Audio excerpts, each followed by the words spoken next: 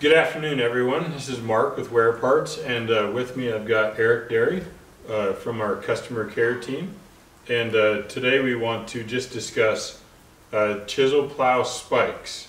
There's many different requests for those, so we have a wide variety of chisel plow spikes, just depending on the area of the country or the application.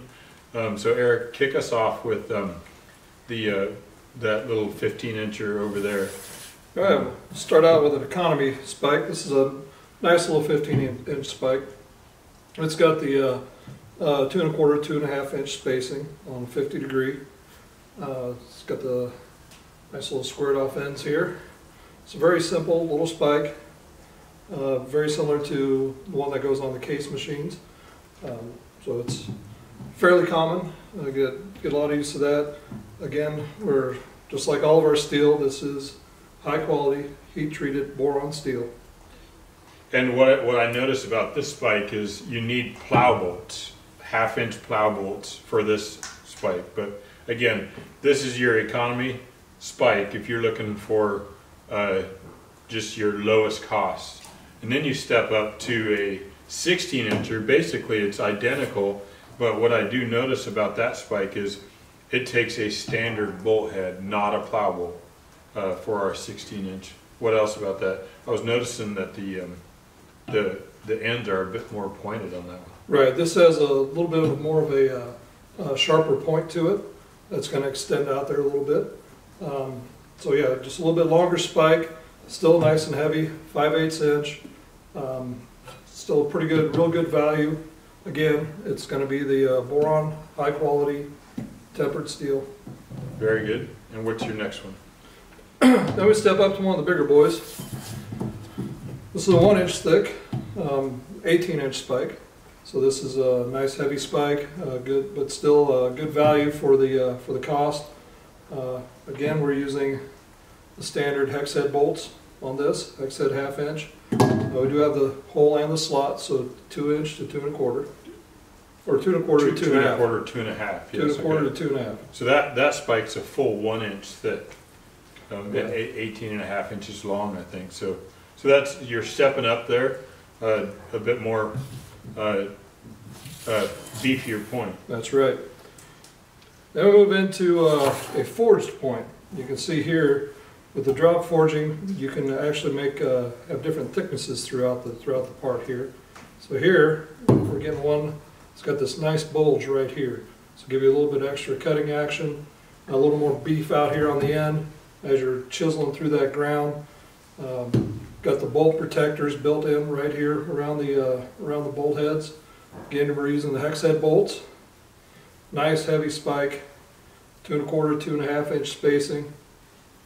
And one thing you mentioned about this spike, Eric, is that it's a drop forge. So tell me, what's the advantages of a dropped forge spike over against just a standard spike that's been not forged? When you're doing drop forging, one of the unique things about that is you're actually changing the direction of the steel grain. Because when that steel comes in, whether it's round or flat, that grain direction is running right along it. As you go through and you trim parts off of it, like on these, you aren't changing the grain structure at all. Gotcha. Nothing changes through here. It's still running the same direction. As you drop forge, as you have these highs and low areas, that grain is actually being changed. It's actually moving, being compacted. It's compressing that, making it harder, longer lasting, just by the drop forging process even. That makes sense. So it's actually compressing those Right. molecules and giving it to where it's more dense material. Then this one here, this is just a one-ended spike, and this would be a high chrome tip on it. Looks like it's got the 1/2 inch plow head bolts. It looks like that's a 2 1/4 inch centers from what I can see. Just double check that real quick. Yeah, so that's non-adjustable. That's only 2 1/4. Right. I can see there. On most of the shanks on those chisel plows, though, there actually are a hole in a slot in the shank Okay, itself. it's okay. So yeah, So you can play with it there. As right, well. right.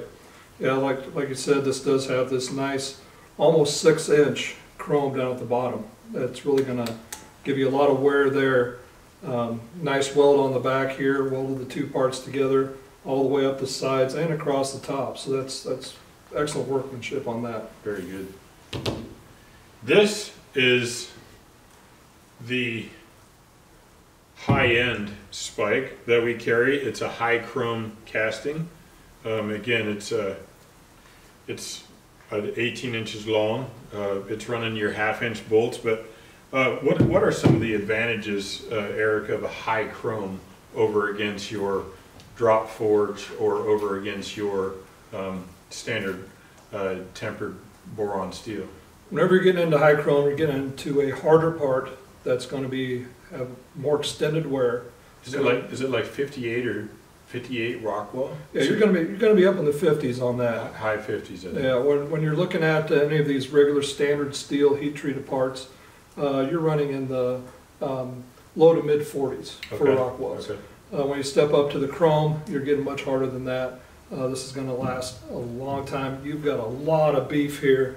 And what I really like about this is right here in the center, right around those bolt holes where you're going to have all that pressure pushing on that. There is a lot of meat here, a lot of meat to, it's going to take a lot of force to break that. And if you start seeing some of these break, you probably shouldn't even be working in that field. And one other thing about the back side of this, if you see, there's 4 little pads. What that allows is to where this spike it bolts up tight to your shank, to where it takes your rocking out and just helps on that front. So that's your high chrome spike, and then we have even a big brother to that, and that is the same exact spike. But what's different about it, I don't know if you can see, if you look close, there's a tungsten insert right on this, right on the very nose, on here and there. So this spike here might last 6 to 8 times longer than some of these other spikes. This tungsten even lengthens the lifespan of this. So I guess what we're driving at is, we've got a wide variety of spikes here. What we're trying to do is reduce your downtime and lower your cost per acre to where you get more value for it. Is there anything else I missed on that? I think those are all excellent points. One of the things that we can do also is, if you're trying to do some cultivation, kill some weeds off, you can always put a heel sweep on behind that spike. Okay. Any one of these. So any one of these will run a heel sweep. So you can just take and put that. Actually, well, I suppose it's reversible. so you've got your spike there, and then you have the sweep behind it. So if you want some cultivation, I've actually had some customers request tubes behind there to inject fertilizer as they're doing their tillage. Yeah, do that dual tillage application so that you're not only getting tearing that ground up, but also able to get some fertilizer in there at the same time in that same pass. Very good. And just tell us, why do people run chisel plows? It's tillage, right? Yep. You just want to rip that ground up, loosen it up, go through there, and it's really going to do a number on it. Tear it up nice and deep. And basically just get that soil prepped in the fall for it to be, so that over the winter it can mellow out, and then it'll be ready for you to field cultivate in the spring. And generally those shanks are running on 12-inch centers. Is that right, or does it vary on per chisel plow often? Or it's definitely a 50-degree stem angle, right? And 2 1/4 inch. Yeah, it depends on the setup of that. There could be a variety of those, but Regardless of how many shanks or what spacing, there's going to be a chisel spike that's going to be able to fit your needs. Definitely, we should have anything, and we have done hard facing on some of these down here. Obviously the high chrome doesn't need the hard facing, but sometimes on these we have some customers that'll want some hard facing just to help extend the wear. Well, that's it for our chisel spike session. Thank you very much for joining us, and we'll talk to you soon.